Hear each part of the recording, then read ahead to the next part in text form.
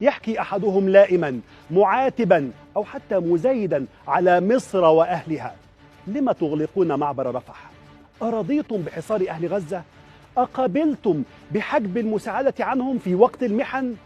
خبره إن نسي أو تناسى أو ردد صناعة كذب على مواقع تواصل دون تبيان لحقيقتها. خبره عن 350 ألف طن من المساعدات دخلت إلى النازحين في جنوب القطاع ووسطه. أألقى البحر بها إليهم أم انشقت الأرض ولفظت ما فيها؟ عذرا، عهد المعجزات قد ولى وانقضى.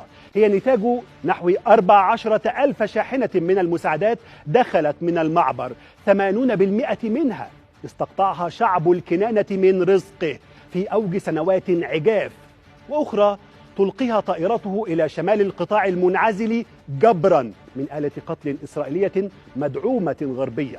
فإذا بالواقع ينقل أمامك على أنه النقيض تماما، فلا تستغرب من اتباع الكثيرين لمسيخ آخر الزمان.